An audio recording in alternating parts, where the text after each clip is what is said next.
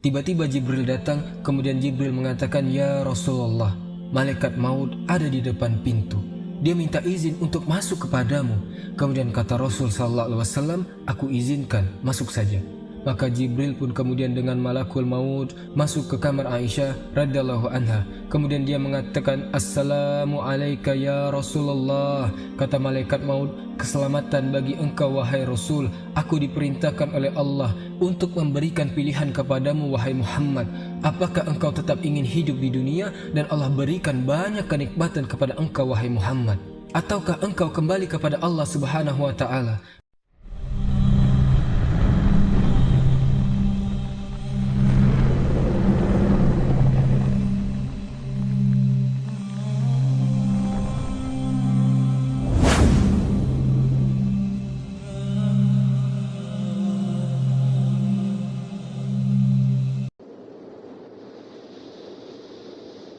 Bismillahirrahmanirrahim. Assalamualaikum warahmatullahi wabarakatuh. Alhamdulillahi wahda, wassalatu wassalamu ala rasulillah. Sahabat Ferry Channel rahimakumullah. Pada hari ini kita akan membahas khutbah haji wada dan wafatnya Nabi Muhammad SAW yang membuat seantero Madinah pecah dengan tangisan. Bagaimana kisahnya? Jabir bin Abdullah radhiyallahu an, dia mengatakan, Nabi SAW sudah 9 tahun tinggal di kota Madinah dan dia belum haji. Kemudian diizinkan pada tahun ke-10. Maka Nabi SAW pun haji, maka diikuti oleh manusia yang banyak. Dalam sirah sampai 100.000 yang mengikuti haji Nabi SAW. Semuanya ingin ikut haji bersama Rasul. Ketika Nabi SAW bergerak dari Madinah menuju Mekah, kemudian Nabi SAW sampai di mikotnya, tempat pengambilan ihram, yang mana disebut dengan Zulhulaifah. Maka Nabi SAW mulai bertalbiyah, Labbaik Allahumma labbaik, labbaik la syarika laka labbaik, innal hamda wan ni'mata laka wal mulk la syarika lak. Nabi SAW terus bertalbiyah sepanjang perjalanan sampai menuju Mekkah. Sesekali Nabi SAW melewati beberapa bukit. Kemudian Nabi SAW bertanya, "Ayyu wadin haza?" Ini lembah apa namanya? Maka para sahabat mengatakan, "Haza wadil Azra." Ini adalah lembah Azra. Kemudian Nabi SAW terdiam. Kemudian mengatakan, "Ka'anni anzuru ila Musa alaihi salam habiton minas saniyati walahu juwarun ilallahi bitalbiyah." Rasul mengatakan, "Sungguh aku seperti melihat Nabi Musa alaihissalam turun dari bukit dengan suara yang lantang kemudian bertalbiyah." Kemudian Rasul melanjutkan perjalanannya, terkadang melewati lembah dan bukit dan berkata, "Ini lembah apa?" Kemudian Nabi SAW berhenti dan mengatakan, "Ka'anni anzur ila Yunus ibn Matta alaihissalam." Seolah-olah aku melihat Nabi Yunus ibn Matta alaihi salam di atas unta merah yang gemuk, memakai jubah dari bulu hewan. Tali kendalinya adalah rumput kering dan dia pun melantangkan suara talbiyah. Labbaik Allahumma labbaik, labbaik la syarika laka labbaik, innal hamda wan ni'mata laka wal mulk la syarika lak. Jadi sepanjang jalan Nabi SAW seolah-olah diperlihatkan para nabi, seolah-olah dia melihat Nabi Musa, Nabi Yunus, Nabi Isa. Dan ketika Nabi SAW melihat Ka'bah, maka diingatkan dengan Nabiullah Ibrahim alaihissalam.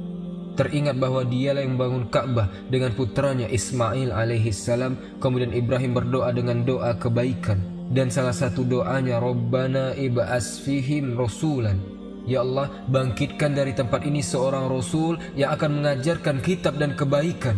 Maka Nabi SAW adalah salah satu doa yang dimaksud oleh Nabi Ibrahim alaihissalam. Kemudian setelah Nabi SAW pada tanggal 8 Zulhijjah, disinilah mulai start haji yang disebut dengan Hari Tarwiyah. Kenapa disebut dengan Hari Tarwiyah? Karena ketika Ibrahim alaihissalam bermimpi yang diceritakan kepada putranya Ismail, "Inni ara fil manami anni azbahuka fanzur maza tara." Wahai anakku, semalam ayahmu bermimpi bahwa aku menyembelih dirimu. Maka Ibrahim pun merasa bimbang. Apakah ini adalah wahyu dari Allah atau sekedar mimpi? Makanya disebut tarwiyah. Baru kemudian hari keduanya Ibrahim mimpi dengan mimpi yang sama. Maka hari kedua disebut dengan Arafah. Arafah itu harinya Ibrahim yakin, mengetahui sudah bahwa ini mimpi dari Allah Subhanahu wa Ta'ala. Makanya Ibrahim langsung mendatangi putranya Ismail dan menceritakan mimpinya, dan Ismail langsung menyambut mimpinya dan mengatakan, "Ya abati f'al ma tu'mar, satajiduni insyaallahu minas sabirin." Wahai ayahku, kalau ini perintah Allah, lakukan saja, karena engkau akan mendapati aku insyaallah termasuk hamba Allah yang sabar. Maka hari tarwiyah Rasul pun bergerak ke Mina. Maka di Mina inilah kemudian Nabi SAW sholat zuhur, asar, maghrib, isya dan juga fajar. Kemudian ketika matahari meninggi pada hari ke-9 atau tanggal 9 Zulhijjah, barulah kemudian Nabi SAW bertolak ke Arafah. Jadi ada yang mengatakan Arafah di situ karena mimpi kedua Ibrahim, sehingga dia Araf itu mengenal, mengetahui, oh ini betul-betul mimpi dari Allah. Tapi ada juga yang mengatakan Arafah di situ karena pertemuan Adam dan Hawa. Jadi ketika Adam dan Hawa sudah dekat, yang disebut dengan Musdalifah, kemudian betul-betul berjumpa di bukit yang kemudian saling mengenal, maka bukit itu disebut Arafah. Tapi yang jelas bahwa penentuan haji itu ada di Arafah, di wukuf di Arafah. Ikhwatal iman rahimani wa rahimakumullah. Ketika Nabi SAW kemudian berjalan di atas untanya, disinilah Allah Subhanahu wa Ta'ala turunkan ayat tentang kesempurnaan Islam. Allah Subhanahu wa Ta'ala berfirman, "Al-yawma akmaltu lakum dinakum wa atmamtu alaikum ni'mati wa raditu lakumul islama dina."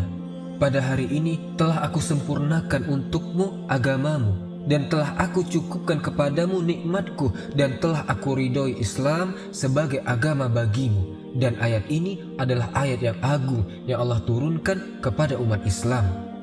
Kemudian Nabi SAW terus bertolak di atas untanya. Disinilah kemudian Allah Subhanahu wa Ta'ala turunkan ayat yang merupakan akhir ayat yang turun kepada Rasul. Surah Al-Baqarah ayat ke-281, di mana Allah Subhanahu wa Ta'ala berfirman, "Wattaqu yawman turja'una fihi ilallah thumma tuwaffa kullu nafsim ma kasabat wa hum la yuzlamun." Inilah ayat yang terakhir turun. Allah mengatakan, takutlah kalian akan suatu hari yang kalian akan kembali semuanya kepada Allah, kemudian kalian akan diwafatkan dan membawa amalan kalian, dan kalian tidak mungkin dizolimi. Maka Nabi SAW pun kemudian mengatakan di hadapan manusia, "Ayyuhan nas, wahai manusia, ambillah dariku manasik-manasik haji kalian, karena boleh jadi," kata Rasul, "ini haji terakhirku pada tahun ini, dan kalian tidak mungkin menjumpai diriku." Sebab itulah kenapa haji ini disebut hajatul wada, haji perpisahan, karena Rasul yang mengatakan boleh jadi ini haji terakhirku, boleh jadi ini tahun terakhirku, kalian tidak mungkin berjumpa dengan aku lagi. Makanya khutbahnya juga disebut khutbah hajatil wada, khutbah perpisahan Rasul dengan para sahabat Nabi SAW. Kemudian Nabi SAW mengatakan, "Ayu syahrin haza, tahukah kalian bulan apa ini?" Maka sahabat mengatakan, "Allah wa Rasul wa a'lam." Allah dan Rasulnya yang tahu. Kemudian sahabat mengira bahwa Rasul akan mengganti nama bulan ini. Kemudian Rasul menjawab, "Bukankah ini Zulhijjah?" Maka sahabat menjawab, "Tentu." Kemudian Rasul mengatakan, "Fa ayyu baladin haza, tahukah kamu negeri apa ini?" Semua sahabat terdiam dan mengatakan, "Allah dan Rasulnya yang tahu." Sahabat mengira Rasul akan mengganti nama Mekah. Tapi Rasul mengatakan, "Bukankah ini Baladul Haram, negeri Mekah?" Sahabat mengatakan, "Iya." Kemudian Rasul mengatakan, "Fa ayyu yaumin haza, tahukah kamu hari apa ini?" Sahabat hanya terdiam dan mengatakan, "Allah dan Rasulnya yang tahu." Sahabat mengira bahwa Rasul akan mengganti nama hari Jumat. Tetapi Rasul mengatakan, "Bukankah hari ini Yauman Nahri?" Karena bertepatan dengan hari Jumat ketika itu. "Bukankah ini adalah hari Jumat? Yauman Nahri, hari penyembelihan kurban." Maka sahabat mengatakan, "Kulna bala, tentu wahai Rasul." Maka Nabi SAW, sebagaimana diceritakan oleh Imam Ibnu Ishaq, seorang pakar sejarah, mulailah Nabi SAW berceramah di hadapan manusia di padang Arafah. "Innal hamdalillah nahmaduhu wa nasta'inuhu wa nastaghfiruh wa na'udzu billahi min sururi anfusina wa sayyiati a'malina man yahdihillahu fala mudhillalah wa man yudlil fala hadiyalah asyhadu an la ilaha illallah wahdahu la syarikalah wa asyhadu anna Muhammadan abduhu wa rasuluh. Ini disebut dengan khutbatul hajah. Rasul kalau berceramah biasanya kebanyakan menggunakan muqaddimah seperti ini. Amma ba'du. Saya berwasiat kepada kalian wahai hamba Allah agar kalian bertakwa kepada Allah, dan aku sarankan kepada kalian agar terus di atas ketaatan kepada Allah, dan aku buka kepada kalian dengan pembukaan terbaik. Kemudian mulai Nabi SAW berkhutbah di situ. Apa isi khutbahnya? Perhatikan. Ayyuhan nas isma'u minni, wahai manusia, saya akan terangkan kepada kalian beberapa poin, dan saya tidak tahu apakah selepas tahun ini saya akan berjumpa lagi dengan kalian. Apakah setelah saya berdiri di depan kalian akan berjumpa kembali dengan kalian? Saya tidak tahu. Seolah-olah Nabi SAW mengisyaratkan adanya perpisahan di sini, adanya perpisahan dengan sahabat Nabi SAW. Kemudian poin pertama, Rasul mengingatkan persoalan besar. Kata Nabi SAW, wahai manusia, sesungguhnya darah-darah kalian, sesungguhnya harta-harta kalian, sesungguhnya kehormatan kalian dalam Islam terjaga. Seperti terjaganya negeri ini, seperti terjaganya bulan ini, seperti terjaganya hari ini. Wahai manusia, saksikanlah aku sudah menyampaikan ini kepada kalian. Nabi SAW memulai dengan kata-kata persoalan darah, persoalan harta, dan persoalan kehormatan. Karena ini yang banyak terjadi sekarang. Lihat hari ini, pertumpahan darah, soal sepele saja bisa saling membunuh, padahal darah kaum muslimin itu terjaga. Kemudian soal harta, persis yang disabdakan Nabi SAW, di mana orang tidak peduli dengan cara mengambil harta, apakah dengan cara halal ataukah haram. Kemudian Rasul mengingatkan soal kehormatan, karena soal kehormatan itu banyak dirobek oleh kaum muslimin. Orang mudah mencaci, memaki, menghibah, namimah, dan begitu seterusnya. Maka Rasul mengingatkan persoalan-persoalan kezoliman sehari-hari yang akan dilakukan kaum muslimin. Ini khutbah yang luar biasa. Kemudian kata Nabi SAW, barang siapa yang diserahi amanah, tunaikanlah amanah itu kepada orang yang berhak menerima amanah itu.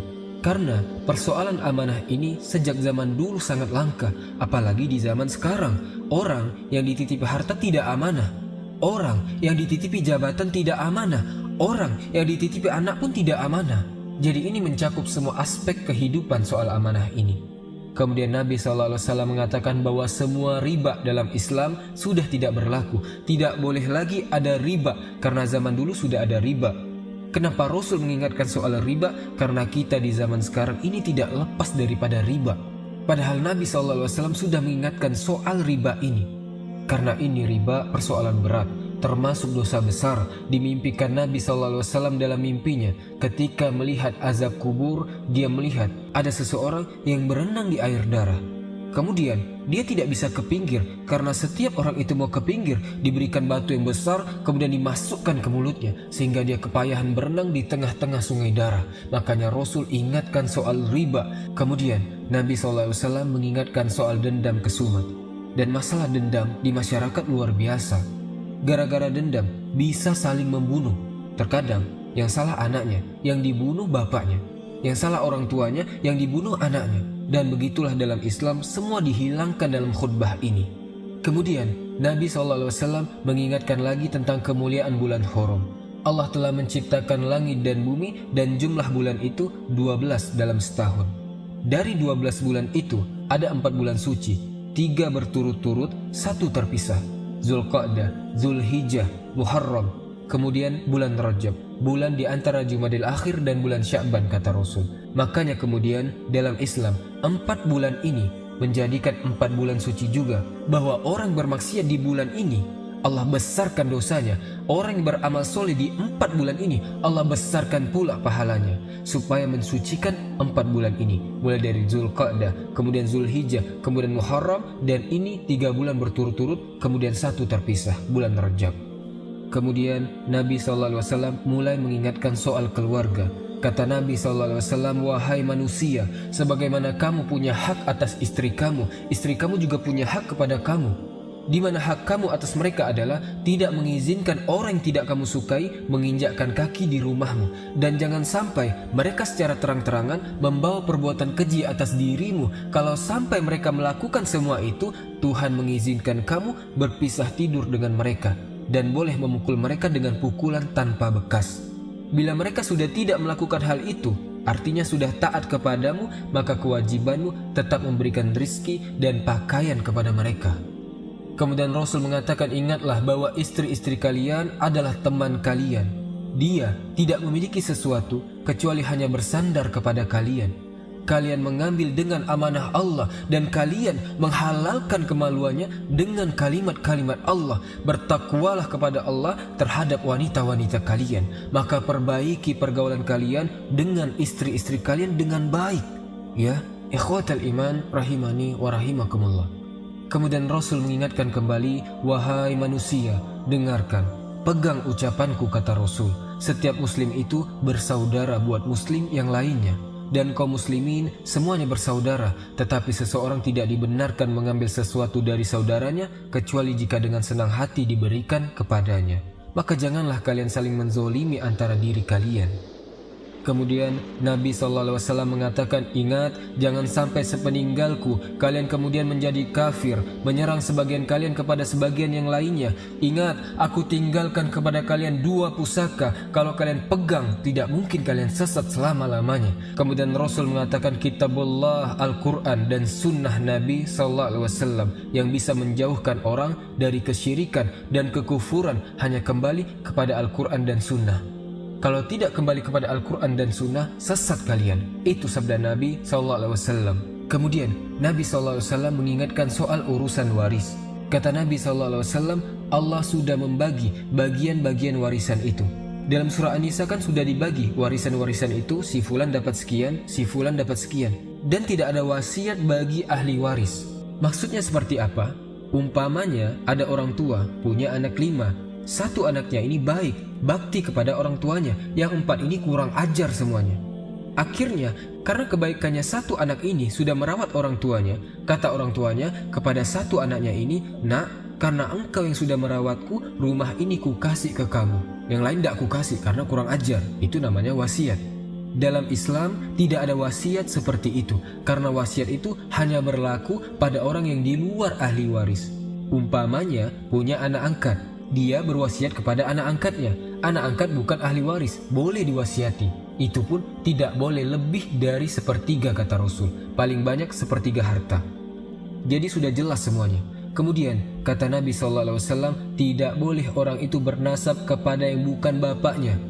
Contoh, seorang budak yang menasabkan kepada yang bukan tuannya. Maka Rasul mengatakan dia mendapatkan laknat Allah, laknat malaikatnya. Tidak diterima amalan wajibnya maupun sunnahnya. Hati-hati soal nasab ini. Jangan sembarang orang mengaku saya keturunan ini, saya keturunan itu, kalau tidak ada bukti maksudnya. Karena tidak boleh dalam Islam menasabkan kepada yang bukan nasabnya.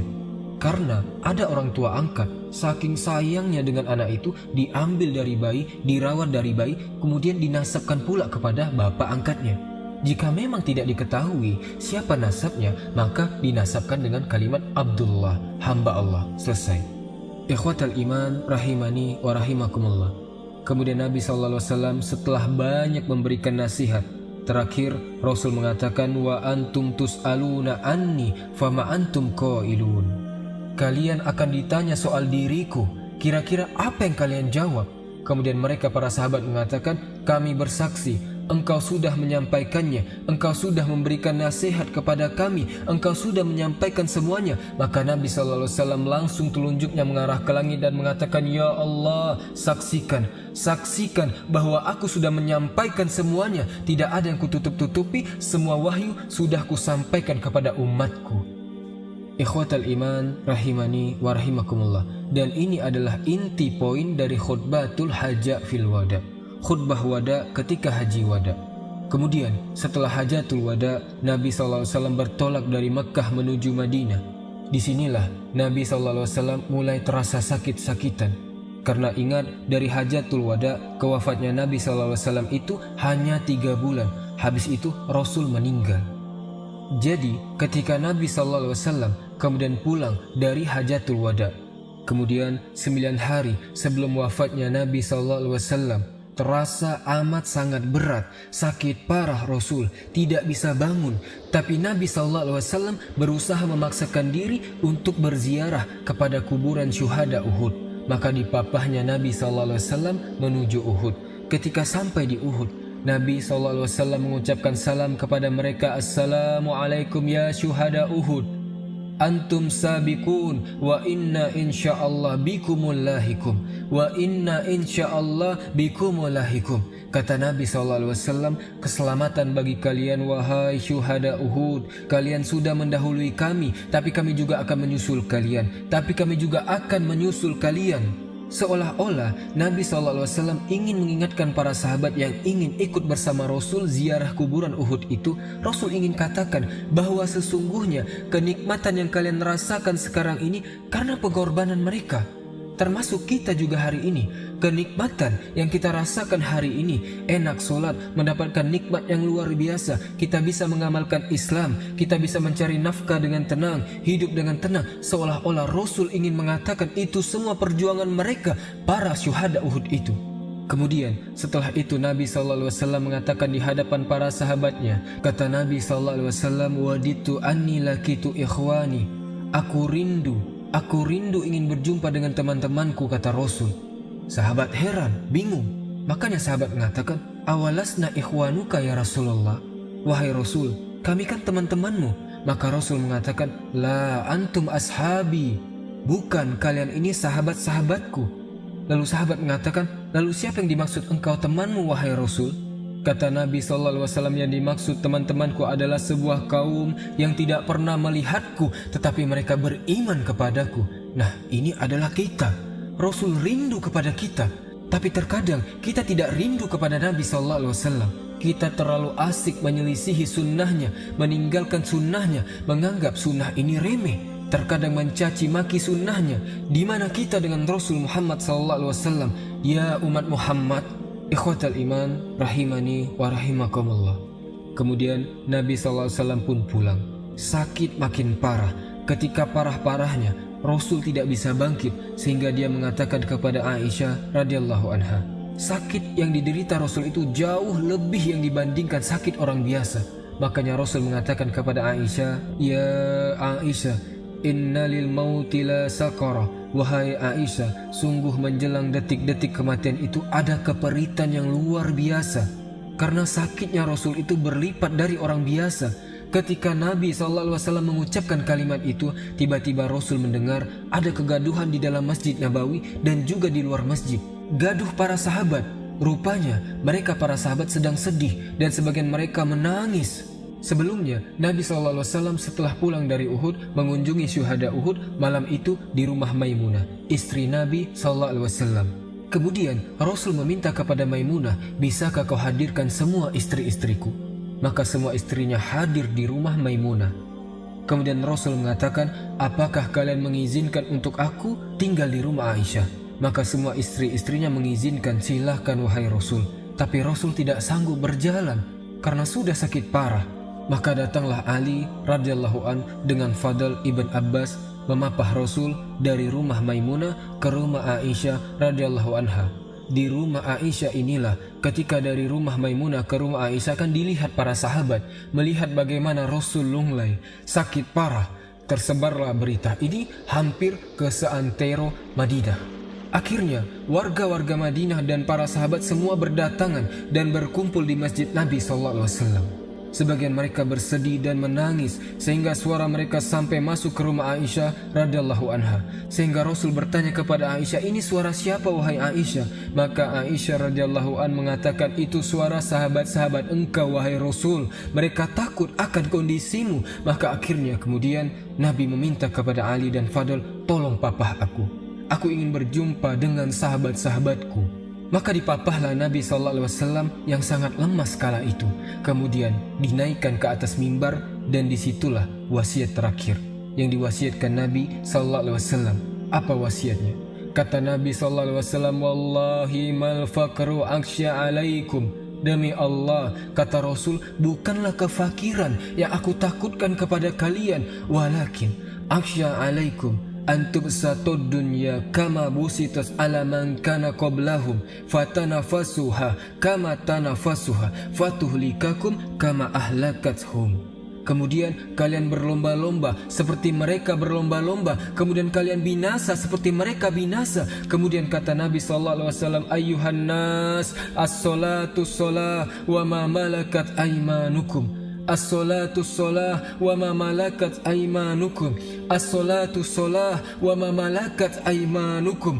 Jagalah kalian solat, jagalah oleh kalian solat, jagalah oleh kalian solat, jaga hamba-hamba sahaya kalian, jangan kalian zolimi. Kemudian Nabi SAW dalam sebuah riwayat yang lemah, ada sebagian ulama melemahkan riwayat ini. Rasul SAW mengingatkan kepada manusia soal hak sesama hamba. Kata Nabi SAW, siapa yang dulu aku pernah pukul pundaknya, ini pundakku, kisah sekarang. Atau barang siapa yang dulu ku caci maki kehormatannya, ini kehormatanku, caci sekarang, kata Rasul. Kemudian Rasul mengatakan, dan yang dulu pernah ku ambil hartanya, ini hartaku, sebelum mati ambil segera hak kalian. Tiba-tiba dari kejauhan ada seorang sahabat berdiri dan dia mengatakan, li kisas ya Rasulullah, aku hendak mengkisas dirimu wahai Rasul. Subhanallah, para sahabat semua tertuju pandangannya kepada orang ini. Berani-beraninya orang ini dalam keadaan kondisi Nabi sedang sakit, tiba-tiba kemudian minta kisos. Maka berdirilah Ali radhiyallahu an dan Abbas dan sahabat yang lain. Rasul, berikanlah kisas itu kepadaku. Kalau memang kau pernah dipukul, biar aku yang dipukul saja, kata Ali dan sahabat yang lain. Tiba-tiba dari kejauhan, rupanya yang datang adalah Ukaisah ibn Mihsan. Ukaisah ibn Mihsan ini adalah orang yang didoakan Rasul dari 70.000 orang yang masuk surga tanpa hisab dan azab. Rupanya orang ini yang berdiri, yang sudah didoakan masuk surga oleh Rasul. Berani-beraninya dia berdiri dan mengatakan, aku punya kisah denganmu wahai Rasul. Tiba-tiba Ukaisah makin berani kemudian mendekat kepada Rasul. Semua sahabat geram, tapi tak bisa berbuat apa-apa. Kemudian Ukaisah berkata, ya Rasulullah, dulu kau bariskan kami dalam perang, kemudian aku tidak lurus safnya. Tiba-tiba engkau mendorong aku dengan tongkat dan aku ingin kisah soal itu. Kata Nabi SAW, kalau begitu ambil tongkat, berikan kepada Ukaisah. Subhanallah, lihat dalam kondisi seperti ini bagaimana perasaan para sahabat yang melihatnya. Maka Ukaisah akan mendorong Rasul dengan tongkat di depan para sahabat. Berani sekali dia seperti itu, sehingga hampir para sahabat semua emosi sama Ukaisah bin Mihsan. Tiba-tiba Ukaisah mengatakan, ya Rasulullah, sewaktu kau mendorong diriku, aku tidak menggunakan pakaian, karena pakaian waktu dulu itu kan pakaian kayak ihram seperti itu. Ukaisah mengatakan, aku minta kau juga melepas pakaianmu wahai Rasul. Akhirnya makin marah sahabat. Rasul melepas pakaiannya, dan ketika Ukaisah hampir mendorong tongkatnya ke badan Nabi SAW dalam kondisi tegang seperti itu, tiba-tiba Ukaisah melempar tongkatnya ke arah lain dan memeluk Rasul SAW dan mengatakan, ya Rasulullah, aku ingin kulitku yang terakhir menyentuh kulitmu di dunia ini wahai Rasul. Maka Ukaisah pun menangis dan semua sahabat dan orang-orang yang hadir di situ menangis semuanya. Subhanallah, mereka sangat mencintai Rasulullah, mereka sangat menyayangi Rasulullah. Ikhwatal iman, lanjut kepada khutbah Rasul yang terakhir. Nabi SAW mengatakan di depan para sahabatnya, innallaha khayyara abdan baina fid dunya wa baina indallah. Sesungguhnya Allah sudah memilih seorang hamba. Apakah dia mau diberikan dunia ataukah dia dipulangkan dan diberikan kenikmatan yang ada di sisi Allah Subhanahu wa taala. Dan hamba ini memilih apa yang di sisi Allah dibandingkan kenikmatan di dunia. Semua sahabat terdiam, hening ketika itu kecuali Abu Bakar. Tiba-tiba Abu Bakar menangis dengan sangat kencang. Kemudian sahabat ketika itu melihat Abu Bakar menangis, kemudian melarang Abu Bakar dan mengatakan, wahai Abu Bakar, kenapa kau memutus ucapan Nabi? Biarkan Nabi berkhutbah. Abu Bakar faham kalimat abdan, hamba, dalam teks khutbah Rasul itu bukan siapa-siapa maksudnya. Maksudnya adalah Nabi sendiri. Itu yang dipahami Abu Bakar. Abu Bakar faham bahwa Rasul akan segera meninggal. Makanya Abu Bakar kemudian berteriak dan mengatakan, fadainaka bi abaina, fadainaka bi ummahatina, fadainaka bi auladina, fadainaka bi amwalina ya Rasulullah, fadainaka bi arwahina ya Rasulullah. Rasul, kami tebus dirimu dengan bapak, ibu dan anak kami, harta kami, bahkan jiwa kami, asal engkau jangan meninggalkan kami ya Rasulullah. Kemudian para sahabat makin menyalahkan Abu Bakar agar diam. Rasul ingin membela Abu Bakar dan mengatakan, da'uhu Abu Bakrin yatakallam, biarkan Abu Bakar berbicara, biarkan. Sungguh kalian punya kebaikan kepadaku, tapi sudah kubalas kebaikan kalian, kecuali Abu Bakar. Aku tidak bisa membalas kebaikannya Abu Bakar, hanya Allah yang bisa membalasnya. Semua pintu kepada pintu masjid ini tertutup bagi kalian, kecuali kepada Abu Bakar As-Siddiq radhiyallahu an. Dialah yang telah menginfakkan hartanya dan aku merasa aman dengan hartanya. Maka Nabi SAW kemudian khutbah dengan beberapa khutbah. Sampai terakhir Rasulullah SAW mengatakan, awakumullah, semoga Allah melindungi kalian, hafizakumullah, semoga Allah menjaga kalian, nasarakumullah, semoga Allah menolong kalian, semoga Allah memberikan istiqomah kepada kalian, semoga Allah memberikan kekuatan kepada kalian. Kemudian sebelum Nabi SAW turun dari mimbar, Rasul mengatakan, sampaikan salamku kepada orang-orang sepeninggalku, maksudnya kepada kita. Maka Nabi turun dari mimbarnya, kemudian masuk ke rumah Aisyah radhiyallahu anha. Kemudian Nabi SAW mulai makin parah, terkadang pingsan, terkadang sadar. Ketika itu Aisyah radhiyallahu anha melihat Abdurrahman masuk ke rumahnya, minta izin, dan di tangannya ada siwak. Rasul ketika itu siuman melihat siwaknya Abdurrahman, putranya Abu Bakar As-Siddiq radhiyallahu an. Aisyah faham karena Rasul tidak bisa bicara, sudah sakit parah. Aisyah mengatakan, sini siwak wahai Abdurrahman. Maka kemudian diambillah siwaknya Abdurrahman, kemudian dikunyah dengan lembutnya oleh Aisyah radhiyallahu anha, kemudian diserahkan kepada Rasul. Itulah Rasul menyiwak terakhir kalinya. Aisyah radhiyallahu anha berkata, aku tidak pernah melihat Rasul bersiwak seindah kecuali kala itu. Kemudian Nabi SAW mendengar ada suara Jibril yang mengetuk rumahnya. Kemudian Rasul memerintahkan semua orang yang ada di rumah itu suruh keluar, kecuali Aisyah radhiyallahu anha, karena Rasul berada di pangkuan Aisyah. Tiba-tiba Jibril datang, kemudian Jibril mengatakan, ya Rasulullah, malaikat maut ada di depan pintu. Dia minta izin untuk masuk kepadamu. Kemudian kata Rasul SAW, aku izinkan, masuk saja. Maka Jibril pun kemudian dengan malakul maut masuk ke kamar Aisyah radhiyallahu anha. Kemudian dia mengatakan, assalamu alayka ya Rasulullah. Kata malaikat maut, keselamatan bagi engkau wahai Rasul. Aku diperintahkan oleh Allah untuk memberikan pilihan kepadamu wahai Muhammad. Apakah engkau tetap ingin hidup di dunia dan Allah berikan banyak kenikmatan kepada engkau wahai Muhammad, ataukah engkau kembali kepada Allah Subhanahu wa ta'ala? Maka Rasul tiba-tiba mengangkat telunjuknya ke arah langit dan mengatakan, bal ila rafiqil a'la, ila rafiqil a'la. Bahkan aku ingin kembali ke hadapan Allah, berjumpa dengan teman-temanku para nabi dan rasul. Maka kemudian malaikat maut berada di samping kepala Rasul, kemudian mengatakan, ya ayyatuhar ruhu thayyibah, ruhu Muhammad ibn Abdillah, ukhruji ila ridwan minallahi wa ridwan wa rabbun radim ghaira ghadban. Wahai ruh yang baik, ruhnya Muhammad bin Abdillah, keluarlah, keluarlah kepada keriduan Allah, dan engkau akan mendapatkan ridho dari Allah tanpa ada kemurkaan dari Allah Subhanahu wa ta'ala. Maka Rasul mengatakan, la ilaha illallah, la ilaha illallah wa inna lil mauti la sakarat.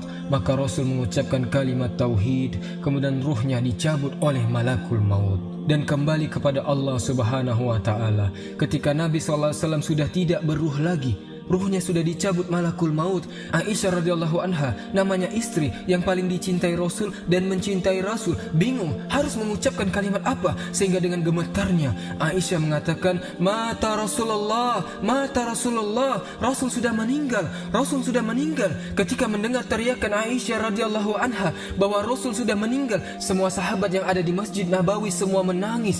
Ali radhiyallahu an tidak percaya dan dia tidak bisa bangkit dari duduknya saking tidak percaya. Gemetar. Utsman bin Affan seperti anak-anak menoleh ke kiri dan ke kanan.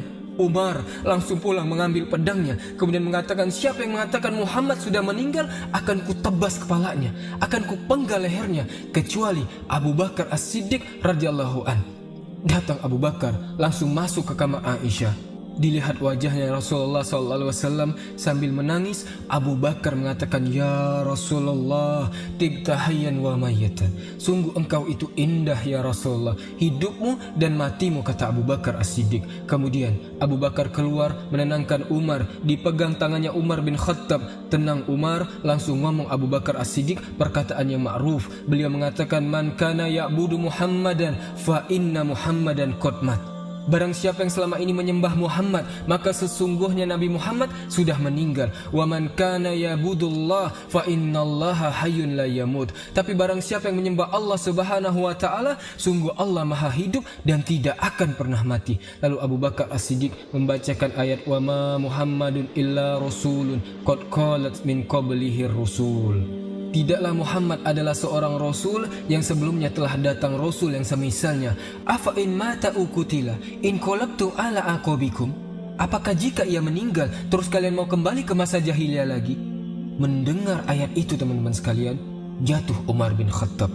Dia baru sadar bahwasanya pernah ada ayat ini. Dari saking cintanya sama Rasulullah SAW, sampai dia tidak sadar bahwasanya ada ayat ini. Dia tidak rela orang yang dia cintai meninggal dunia, sampai lupa dengan ayat ini. Tapi Abu Bakar yang meluruskan semua. Fawallahi, katanya Aisyah radhiyallahu anha, laka anan nas lam yakunu ya'lamuna anallah anzala hadiyal ayah. Demi Allah, seakan-akan manusia tidak ada yang hafal sama ayat ini. Seakan-akan ayat ini baru turun sekarang ini, padahal mereka semua sudah hafal. Dari saking cintanya kepada Rasulullah SAW, mereka tidak terbesit di dirinya suatu hari akan ditinggal oleh Rasulullah SAW. Akhirnya pecahlah kota Madinah dengan kesedihan. Semuanya menangis, tidak tersisa. Semuanya bersedih di kota Madinah. Semuanya berduka, semuanya menangis. Dan duka itu masih ada sampai sekarang teman-teman. Setiap dengar kisah ini, kita semuanya bersedih. Kalau kita bahas sirah Rasulullah dari awal sampai terakhir, pasti saat kisah ini diceritakan seakan-akan Rasulullah baru meninggal, hingga kita pun merasa kesedihan itu. Padahal beliau sudah meninggal 1400 tahun yang lalu, tapi seakan beliau masih ada sampai sekarang. Ikhwatal iman, inilah di antara kisah tentang khutbah Nabi SAW dan juga kisah wafatnya Nabi SAW. Semoga kisah ini menjadi ibrah bagi kita, dan semoga kelak di hari kiamat kita berjumpa dengan Rasul sallallahu alaihi wasallam. Subhanakallahumma wa bihamdika asyhadu an la ilaha illa ant astaghfiruka wa atubu ilaik. Wallahu taala alam. Assalamualaikum warahmatullahi wabarakatuh.